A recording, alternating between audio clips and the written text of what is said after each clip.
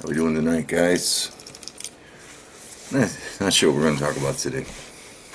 It's not that late, actually. But it's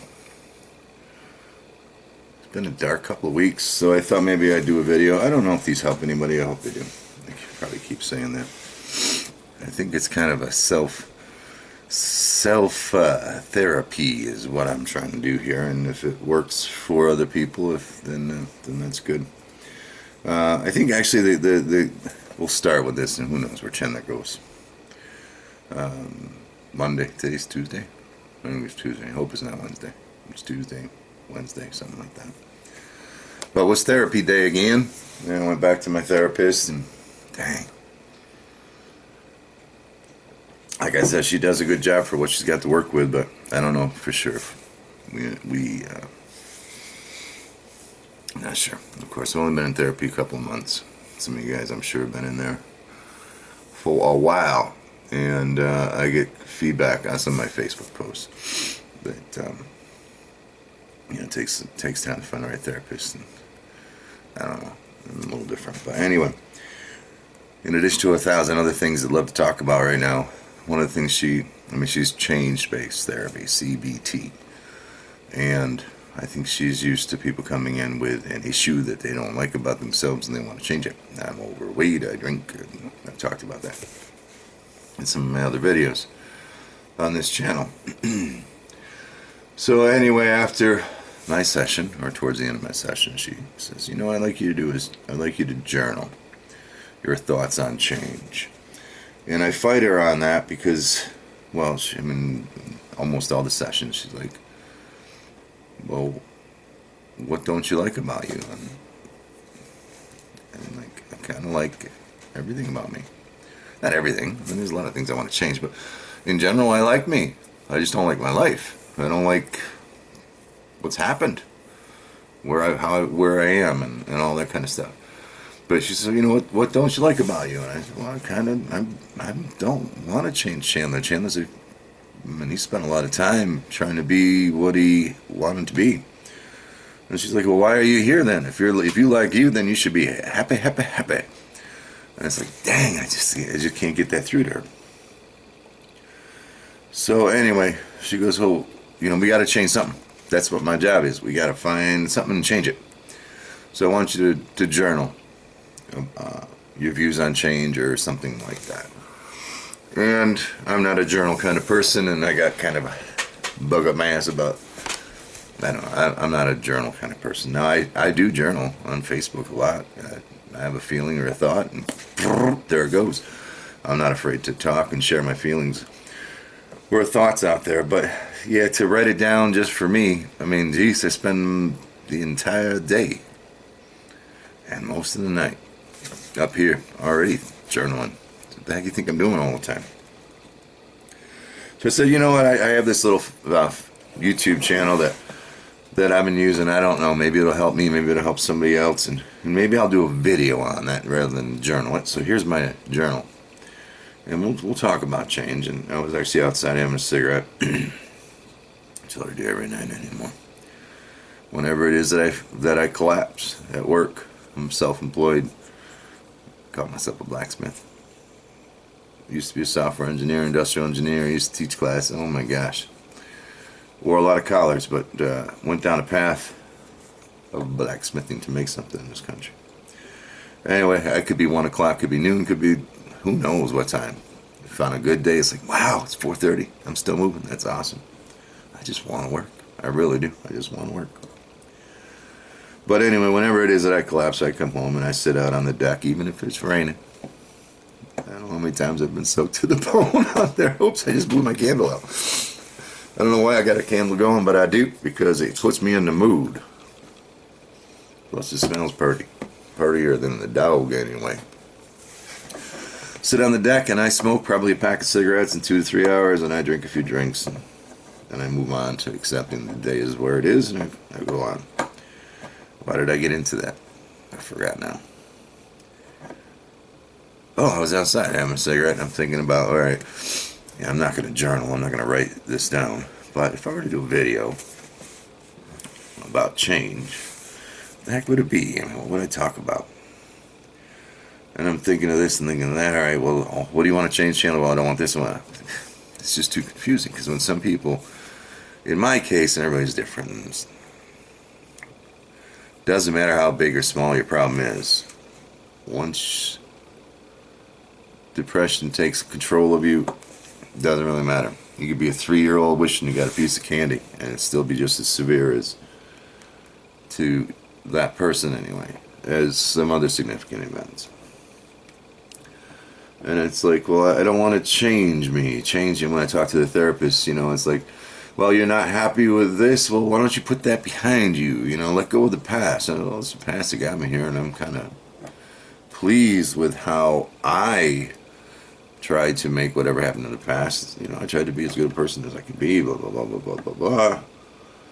It's like, well, okay. And then she, she's trying to make me understand that I got to change in order to find my way out of this darkness.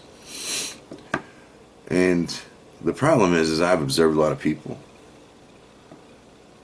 through my careers. I mean, I spent a lot of time with children, so I observed children. I observed parents, their interaction, just thousands of people. And a lot of them, well, I don't know, I couldn't come up with a name for them. We tried during the session, but they say, I don't like something, I'm going to just stay. I'm going to be happy today. All right. There's a lot of people out there that can do that, and I almost envy them, almost, because as much as I wish I could break out of this so I could stop fighting it, I can't do that. I mean, reality is reality, and in my opinion, when you force yourself to ignore things rather than deal with them, change, just for the sake of being happy or whatever. They're like skeletons in the closet. They're there. They're not going to go away. If you're lucky, you can continue on without them coming back to the surface, but chances are, I've seen it too many times, some of the most happiest people in the world, when you get them into a situation where they actually have to face themselves in the mirror, they're not very happy. That's because they never dealt with their problems. So anyway, out there having a cigarette, thinking about, if I did a video today, what would I say to you guys? And I said, what's the simplest kind of change Chandler could make? And don't laugh at me, because, yeah, just don't laugh. Oh, go ahead, laugh all you want. All right, let's go ahead and work change. All right, I got this big-ass problem. I got to figure out how to fix it. I want to change something. It's too big, Chandler, for you to deal with today. Heck, you can't even deal with, your therapist and you together can't even work that one out. So let's go back a little bit. Let's find something easy to change. I kept going in circles in my brain. What's easy to change, easy to change, easy to change, easy to change. Finally, the first thing in the world anybody will agree with, as far as change is concerned, I think most people will agree with. Hell, you taught this at the age of 2, 3, 4. You got to change your underwear. I know, I'm serious. No. Don't laugh too much. You got to change your underwear. Some people every day, some people not. That's up for interpretation, I guess. But I guess you started going down that line out there with that cigarette. You change your underwear. And it's like, yeah, because you want clean underwear, right? You don't like the way your underwear feel, or if you got a reason to change them. I know, but just, come on, follow along with me, because I think this actually went somewhere for me, so we'll do it again. You got to change your underwear. It makes sense. Everybody can understand that. All right, fine. Let's start with that. Change your underwear so you got clean underwear. You feel better. Until that underwear don't feel so good, and you change it again, and change it again, change it again, change it again.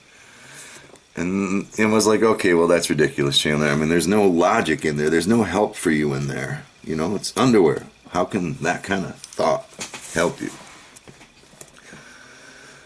And then I got thinking, well, you can keep changing your underwear until you run out of underwear.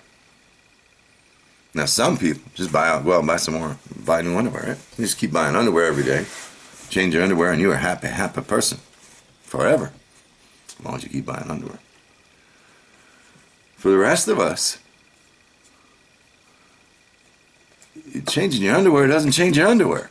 If you think about it. I know. Honestly, I had no intention of this being the topic. But it works. Your underwear need to be changed because there's something wrong with the underwear. You just put a new pair on and you feel better, but your underwear that you were wearing before still got something wrong with it. And let's just say you don't have an unlimited budget and you're not out there buying underwear every day. So you only have your life, your whatever you have. 10 pairs, whatever. I'm sorry, I really am, but it makes sense to me. I'm sorry. After you put on the last pair, and it needs to be changed, guess what you got to choose from? All the dirty underwear that you didn't bother to deal with before. You just change it. It's like, damn. That was like the light bulb. Whoa, hang on, Chandler. Actually, underwear isn't such a stupid thing to start with. And that is what kind of got me thinking today, and that probably caused me to do the video. We can change our underwear all we want, but at some point in time, we actually have to deal, most of us, with the underwear that we took off. Right? We got to wash it. We got to deal with it. We got to take care of whatever it was that was not right to begin with. If that old pair of underwear was right, we wouldn't have changed them. And that's the fight that I fight, I think, with my therapist and most people. And I talk to them. They're like, just be happy. Enjoy what you have. Take advantage of the situation that you're in. You know, you're lucky this, you're lucky that. Forget about the past. Well, there is a point in time when you're going to forget about the past enough where you have nothing but a pile of dirty underwear that you need to face. And I think that's my view on change. So some of us just throw them in the washer. As far as we're concerned, that's good enough, right? Let's hope the washer did the right thing. But in reality, if let's say there were no washers, and you had to deal with that pile of dirty underwear, you had to deal with whatever, that underwear yourself. Yeah, you got to do that. You got to scrub it. You got to go through it. You got to rehash. Sorry. You actually have to work out the problems that were there in the first place.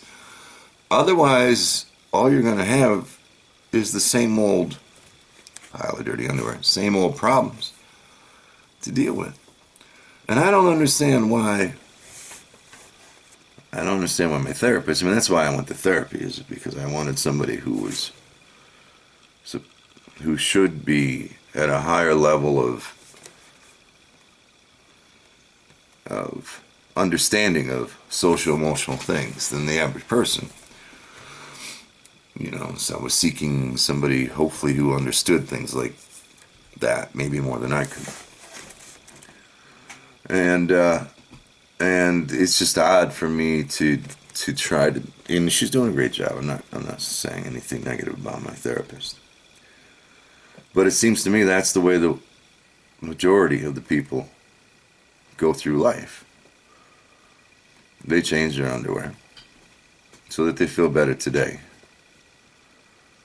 And then they don't actually have to go back and I don't know what I'm trying to say. Throw it in the washing machine. I guess takes care of the problem. I don't see the parallel that I'm trying to make with the washing machine. But in reality, you still got to deal with dirty underwear. And you can change it all you want. Matter of fact, the more you change it, the more you're going to run out, or the quicker you're going to run out. But that's my thought for tonight. So yeah, we can change. But we're just going to be looking right back at the same thing we were looking at some other time, unless we actually deal with those problems. So there is Chandler's view on change. No, I don't want to change. I kind of like Chandler. I mean, there's a lot of things that, we all can grow. But there's shit in my underwear from my life experiences that I would like to work out so that I can continue to keep going. And until you work those things out, I don't think they're going to disappear. They're going to be there, for sure. And that's it. That's Chandler's log on change. Yeah, it's just a short-term solution. You don't, in Chandler's logic anyway tonight, you don't have to change your underwear. You just need to clean them. That's the key. You need to deal with what's in them and clean them. Because if you learn to do that effectively, then you can wear the same pair of underwear every day. You just got to make sure you deal with them sometime before the next day starts. Hope you like that one. I might do another one today because my brains are whirling right now. But yeah, I don't know. Leave me some comments. Yeah, we can go ahead and flip a switch and pretend that we're happy. We can go put our fancy underwear on and feel pretty. We can put our comfortable underwear on and feel comfortable. But in reality, you gotta go back and deal with whatever it is in order for you to actually move forward. You can't just pull another pair out of the drawer. And that's it. Right on cue. My phone goes off. I got a text message. Anyway, take care. Hey, you know, this is just Chandler thinking, and hopefully some of you guys can come along on a journey until I figure this thing out, because it looks like it's going to be just me doing it. So take care. We'll catch you on the next one.